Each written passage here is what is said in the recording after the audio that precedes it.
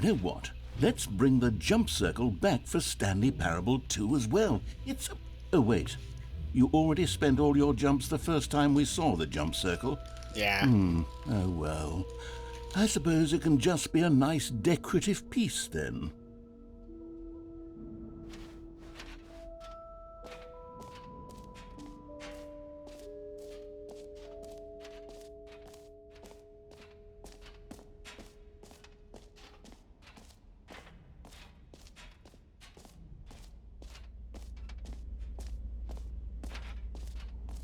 Stanley, here's an idea that I'm truly fond of. It's never been done before in a video game.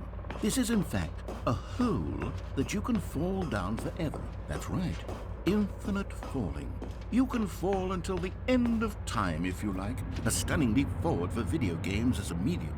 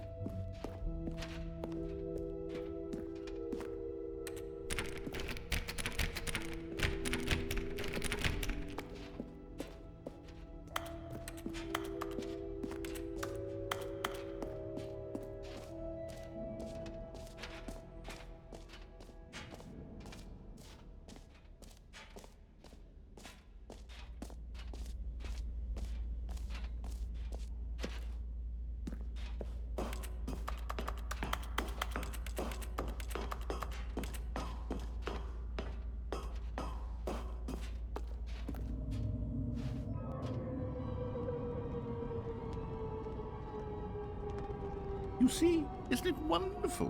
One of my more ingenious concoctions, if I do say so. Now then, since you've gotten to see the infinite hole, you can press the teleport button to pop back up to the top, and we can continue onward.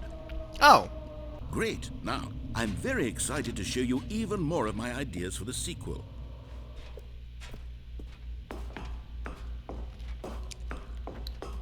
Okay.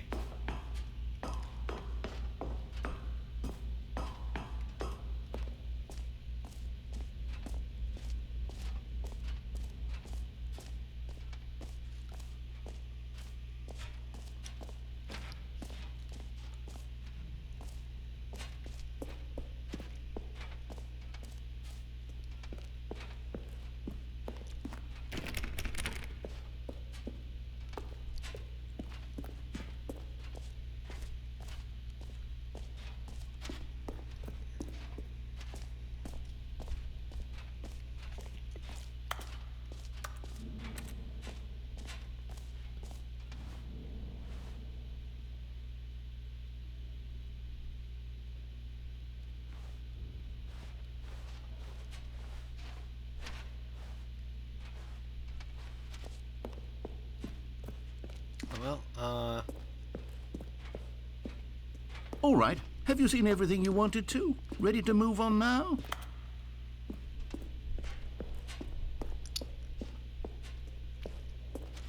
well. So, Stanley, what do you think? Do you like all of the new features? Yes, I know it's not exactly clear yet how exactly these features will come together as one single coherent video game, but I can feel it in my soul. It's going to work. There's definitely a good game in there somewhere. Say, let's do an experiment. I'll arrange these new features together, and we'll see whether or not it coheres into a meaningful gameplay experience. Okay. Are you ready? Here it is. I give you the Stanley Parable 2.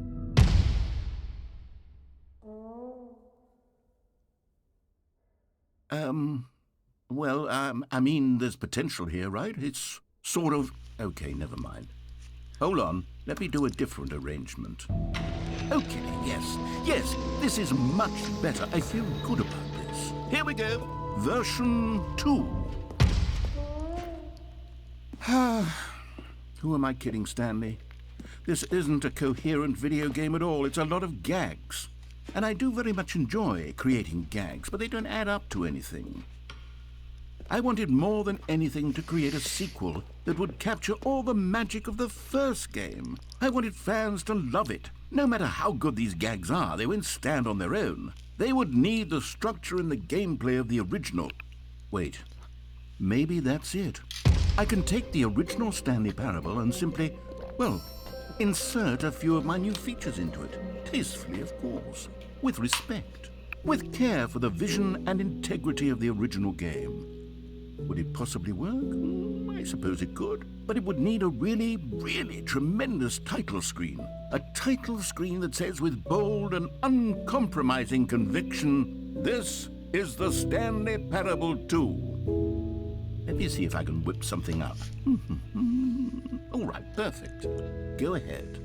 Take a look.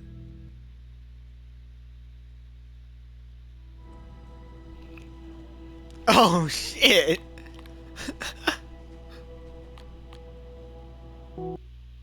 Well. This is the story of a man named Stanley. Stanley worked for a company in a big building where he was employee number 427.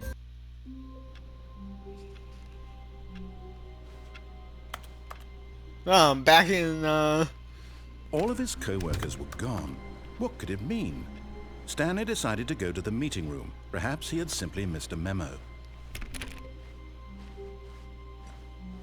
I have the bucket! Stanley picked up the bucket. My friend is with me. Oh, man.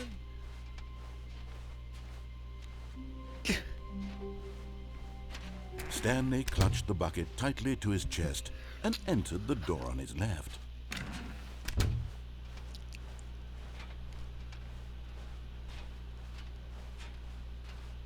Still no one was here. Stanley needed the bucket's warmth and comfort now more than ever. Perhaps his boss's office was where he'd find answers. Oh, Stanley, can you feel it? The broom closet. It wants the bucket. You can feel that, can't you? The aura of jealousy? It's as clear as day. This broom closet believes it deserves the bucket. Nah. I can really feel it now. It's a bucket. It belongs in a broom closet. That's what the broom closet is trying to say here. It's supposed to go Fuck with the you. other cleaning supplies. Good for you, Fuck Stanley. you. Don't give in. Don't hand over the bucket. This is my I know bucket. how hard it must be, given the pressure that the broom closet is putting. Coming to a staircase, Stanley and the bucket walked upstairs to the boss's office. Yeah, bucket, you need to go? Okay. Let's... Yeah. Yeah. One of them. One of the miniature Stanley figurines. Remember, no reward for collecting all of these, only the intrinsic pleasure of a job well done. You can't buy that sort of happiness, Stanley. God knows I've tried. So, I implore you to savor each and every moment you come across one of these beautiful figurines. Oh, jeez, it's worse now.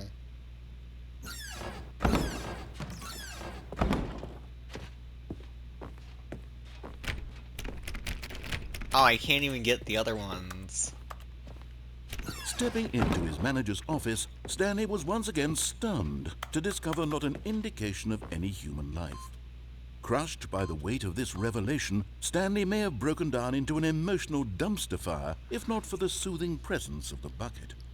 Even now, but Stanley guessed the correct code by sheer luck.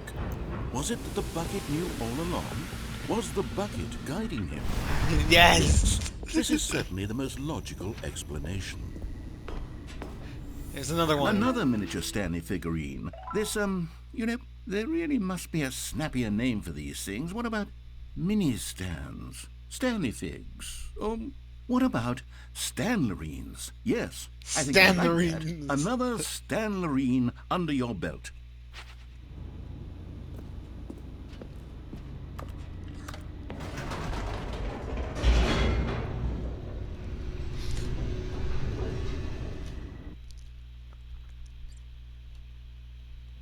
The elevator raced downward, plummeting towards an unknown fate. It would be all Stanley could do to keep himself together, if not for the bucket. Yeah. Soothing him, comforting him, reassuring that in this darkest moment of uncertainty, he would be all right. The bucket is here for you, Stanley. Everything will be fine. Yes. Let's go. Stanley and the bucket walked straight ahead through the large door that read, Mind Control Facility.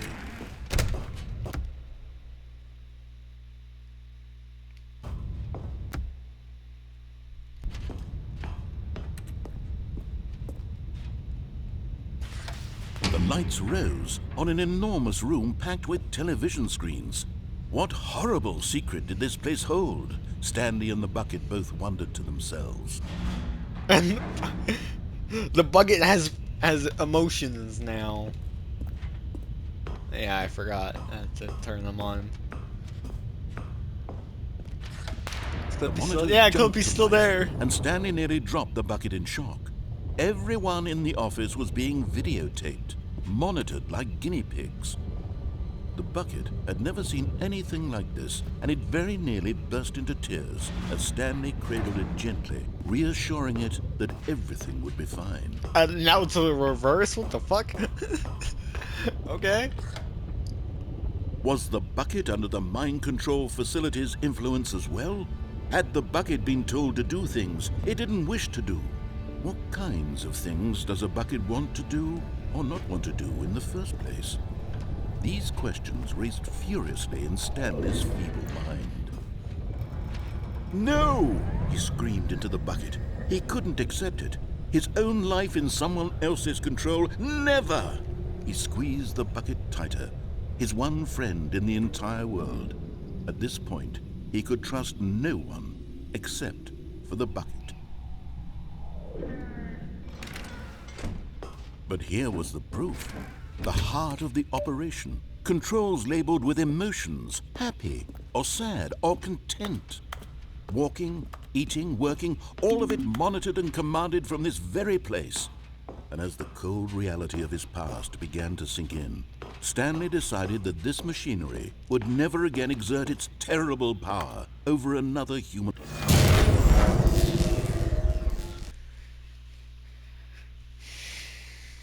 Stanley and the bucket waited in blackness. Was it over?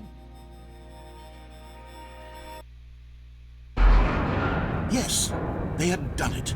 Stanley and the bucket had defeated their greatest and darkest enemy, freed themselves from the tyrannical grip of the evil mind control machine. Freedom was now mere moments away. Excitedly, the two of them began to discuss the kind of life they wanted to live once they stepped through this massive door. The bucket wanted to learn to roller skate. Stanley wanted to sneeze in every country on Earth. Both of them wanted to begin watching a movie, any movie, but then stop it halfway through and begin watching it in reverse from the end.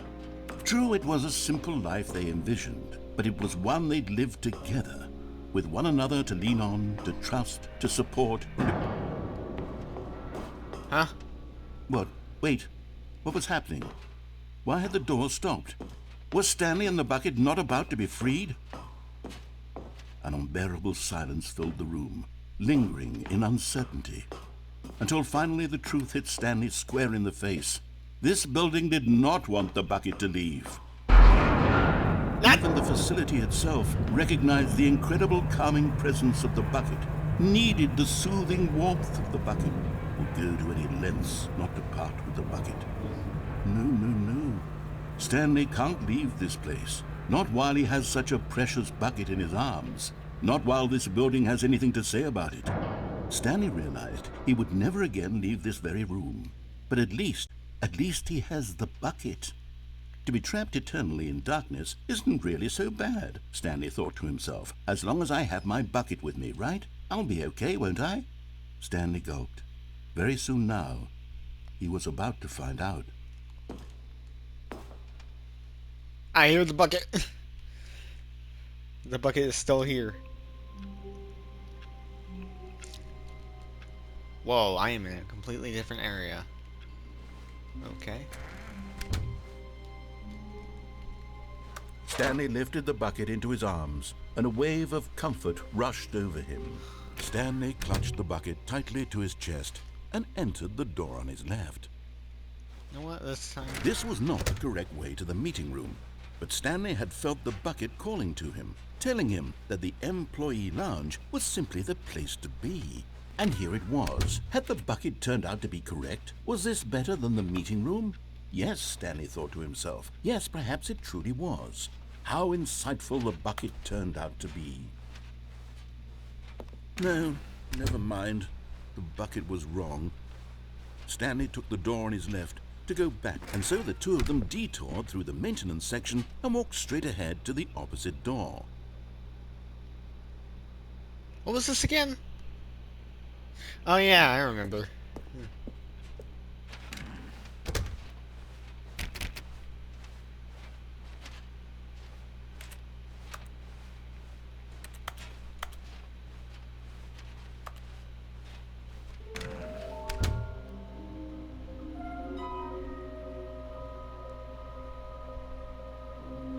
Okay, this is far more interesting.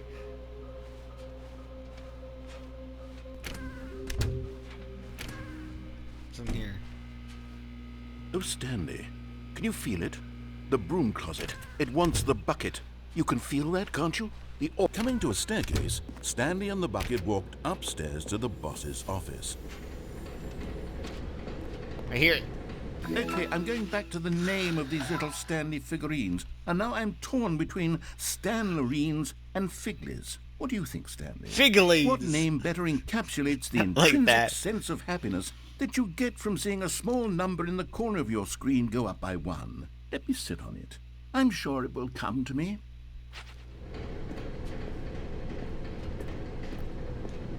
But Stanley just couldn't do it. He considered the possibility of facing his boss, admitting he had left his post during work hours. He might be fired for that. And in such a competitive economy, why had he taken that risk? All because he believed everyone had vanished? His boss would think he was crazy. And then something occurred to Stanley. Maybe, he thought to himself, maybe I am crazy.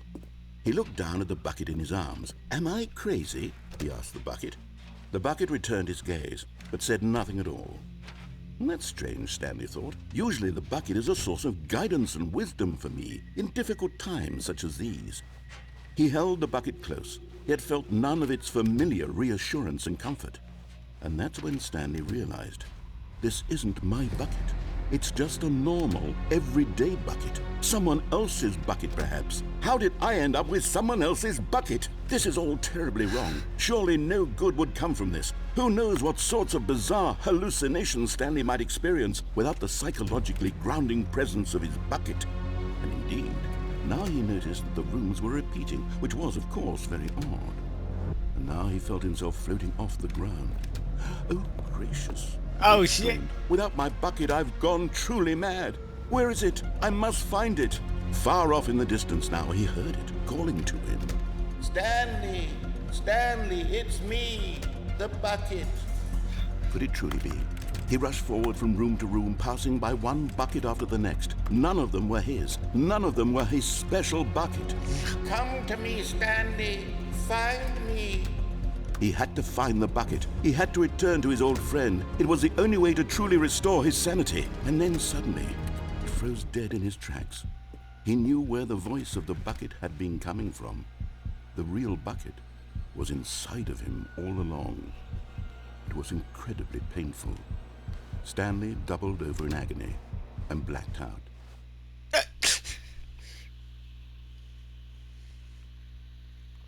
This is the story of a woman named Mariella. Mariella woke up on a day like any other. She arose, got dressed, picked up her bucket of comfort and security, and walked to her place of work. But on this particular day, her walk was interrupted by the body of a man who had stumbled through town, talking and screaming to himself, and then collapsed dead on the sidewalk. Right away, she knew what the problem was. This man had no bucket. Of course he'd gone mad, ranting and raving about a narrator describing all of his actions and how everything is predetermined and free will is an illusion and it's all just a video game. It could all have been prevented if only he'd taken his bucket with him. Perhaps he didn't even realize he'd forgotten his bucket at home in the first place. How cruel the world can be, Marietta thought, and she hugged her own bucket even tighter. But of course, she had no time for this. There were a myriad of confusing problems she would soon have to confront at work, for which her bucket would provide absolute guidance and total clarity on everything. Heck yes, she thought to herself, my life kicks ass. And she backflipped all the way to work. Damn! Okay, lady.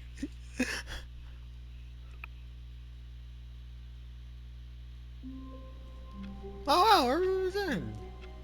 All of his co-workers were gone. What could it mean? Stanley decided to go to the meeting room. Perhaps he had simply missed a memo. The confusion and the chaos all seemed to melt away as Stanley embraced the bucket. Jesus Christ. Stanley clutched the bucket tightly to his chest. This was not the correct way to the meeting room, but Stanley had felt the bucket calling to him, telling him that the employee lounge was simply the place to be. And here it was. Had the bucket turned out to be correct? No, never mind. The bucket was wrong. Stanley took the door on his left to go back to the meeting room.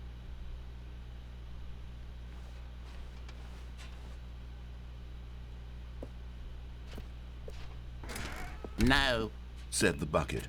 Don't go to the meeting room. Go somewhere else. The cargo lift, yes. Go there. Go to the cargo lift. Good, said the bucket. Now ride the lift all the way to the top. There's something up there I need you to do.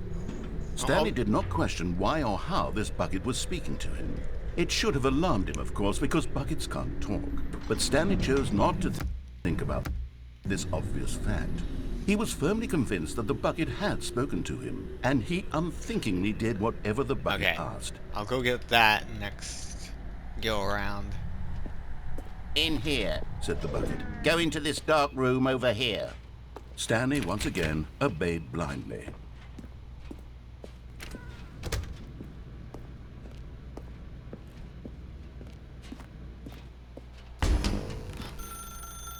Now pick up the phone, said the bucket. Pick up the phone and it will take us back. This is the sad story of a man named Stanley and his bucket.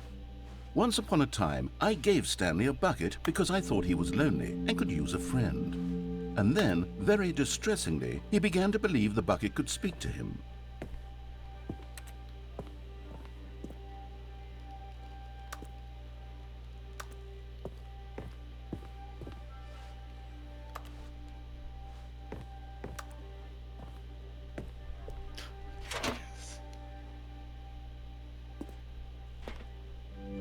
The Stanley Parable Reassurance Bucket was merely meant to provide the comforting glow of companionship. It doesn't literally talk and give you orders. Whatever Stanley is hearing the bucket say to him is just in his head. Lately, I've been concerned about him. Wouldn't you be concerned as well? To see him delusional like this, obsessing over an inanimate metal object? I want to say something to him, but I don't know how I can convince him. I don't know if he'll listen to me. Oh, I'll try anyway. Stanley, can you hear me? Listen to me. It's just a bucket. It can't think, it can't talk. All it will ever truly do for you is effectively transfer a liquid from one location to a different location. That's it. It doesn't do anything else.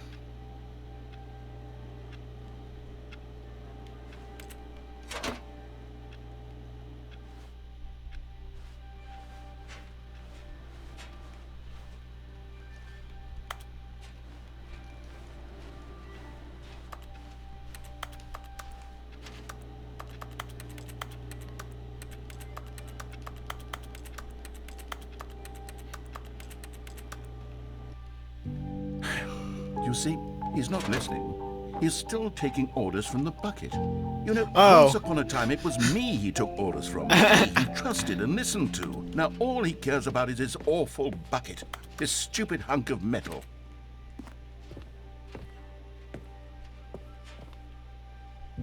It's sad. I suppose he doesn't need me anymore. From now on, he's just going to cling to this bucket, this cold, empty bucket, this sort of shiny bucket. Well, I'll give it this. The bucket does have a nice shine to it. It does. Yes, I suppose on closer inspection that it doesn't quite look like your average hardware store bucket. It's just a little more, what am I trying to say? Sturdier, more capable of transporting liquid. Like it would be better at moving an amount of water from one room to another.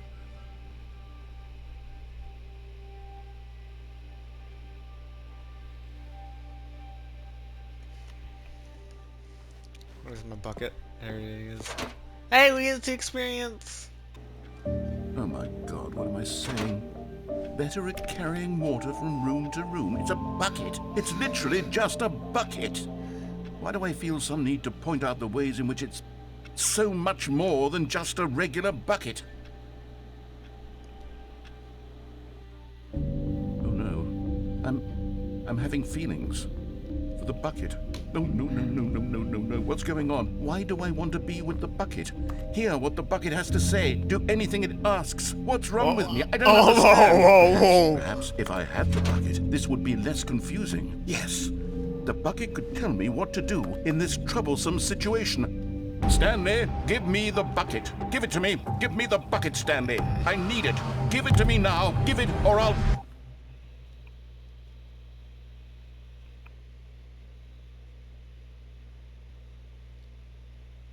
Go back to work? Oh, God.